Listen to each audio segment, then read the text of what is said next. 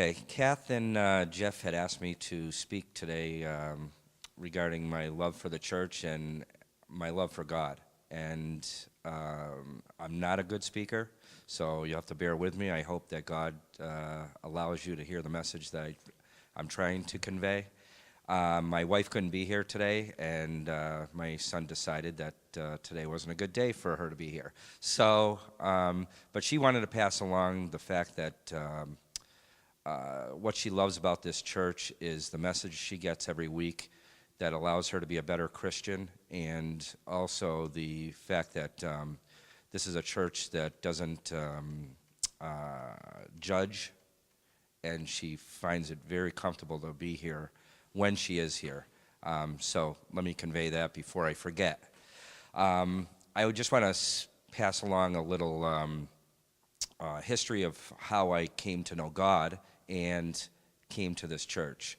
I was in a family business, and all my efforts and all my devotion was to the business, and the business caused my family to start to have little cracks in it, and when that business was doing well, we were doing very well, and we expanded, and everything from the outside looked like complete success, but on the inside there were cracks in the foundation of the family, and it became very apparent with the death of my mom. When my mom died, she was, in hindsight, the glue of the family. After that, things spiraled out of control, and I was looking for reasons why this happened. And so I was still working 6-7 days a week, trying to keep the family business going along with my other family members, but the cracks started getting bigger and bigger. And one day I was mowing my lawn, and I had been in my house for 8 years at that point, so how many times you mow your lawn every summer? And I looked down, and there were berries on the ground, and I never saw berries there before. I looked up, and there was this huge berry tree that was dropping berries. I never saw the berries, and how many times I mowed the lawn. And right then and there I said, something is speaking out to me. Something is telling me that my vision was clouded and foggy, and I needed clarity in my life. So after that, I started searching for God, and I started reading the Bible, and then my mother had been gone for about a year, and one night I was sleeping, and this is the only time I ever dreamt of my mother after her death, and I was in a cave, and I walked out of this cave I saw this light, beautiful light, golden light, and it was out on a plaza or a piazza, and there were sandstone pilasters, I think that's how you say it, and I looked, and there was a table, and there was an umbrella, and there was my mother by herself at the table, and it was a golden light. I'll never forget it. And I walked over, and I started crying, and I said, "Mom, I miss you." And she said, "Steve, I just want to let you know that it is so beautiful up here, and you don't have to worry about me." And I'm sorry, I'm getting a little emotional.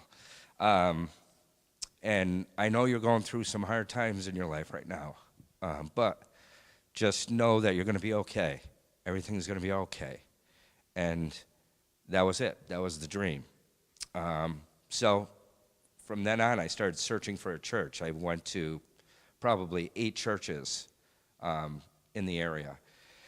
And things just didn't work in other churches. I just didn't feel anything. And whether that is a criteria, I don't know, but it was a criteria for me. But then I came upon this church, and right at the get-go, I felt a certain warmth at this church that I didn't feel at any other church. And I don't know if it was Jeff. I doubt it was Jeff because some of his jokes are horrible. But I'm only kidding, Jeff. But it was his messages that really resonated with me, and so I continued coming. In the meantime, we sold the business because the family became too fractured and the business was suffering. So we sold the business, and a friend of mine called me up and said, would you like to join this company as an outside salesman? I said, well, I've never done that, but I did sales for our business, but sure. So I joined the company, and it was a plywood business, a distributor. And I want to let you know how God is always nudging you into his path. Even though you get off of his path, and I get off to this day. I still get off his path. Why? I don't know. I guess it's the frailty of the human experience, or being a human. But he keeps nudging. And I end up dealing with a plywood mill, and the rep that I had to deal with, because we had a call up there for customer requests, was my future wife. And how it transcended from a family business with a fractured family life to now being sent over to this distributor, and now I meet my wife. It's just crazy how it all worked. And she's my soulmate. And I would have never met her if things didn't happen the way it happened. Then, I was hoping that Val would embrace this church when we got married, and Jeff and Kathy actually came out to Provincetown, and we got married on the beach, and they married us, and she embraced it, and just like I said before when I started this message.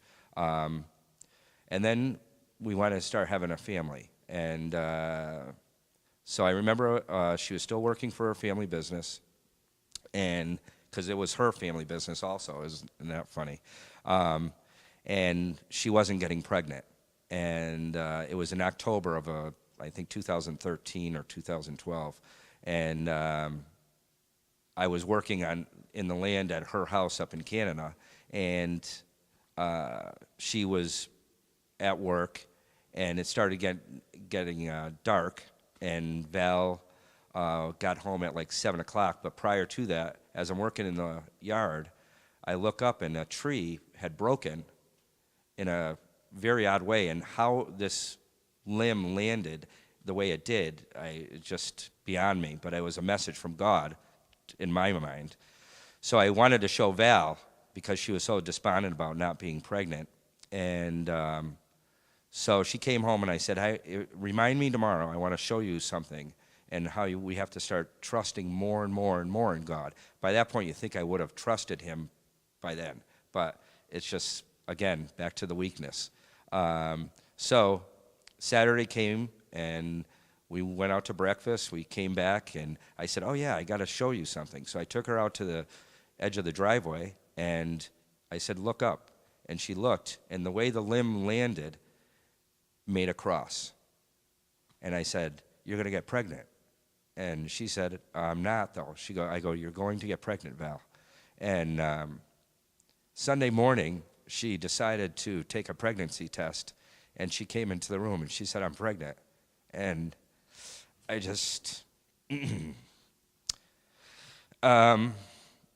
to understand God and Jesus is sometimes hard to understand, but to know that, to listen here in the church and to understand the messages that Jeff conveys to us every week adds more and more clarity to the vision that of God and of Jesus and what he's trying to tell us.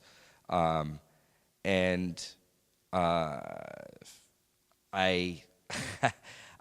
again just try to see clearer, and this is what Jeff has and this church has given me, the ability to see clearer, and the gifts that he gives us, and to see those gifts. I mean, the gifts are always around, but sometimes it's, again, foggy, and you need that clarity that Jeff and this church has given me.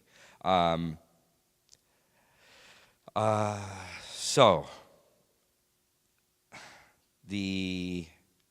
my road is not necessarily the road that you'll go down.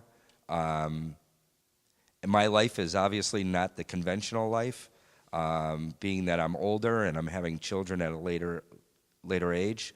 But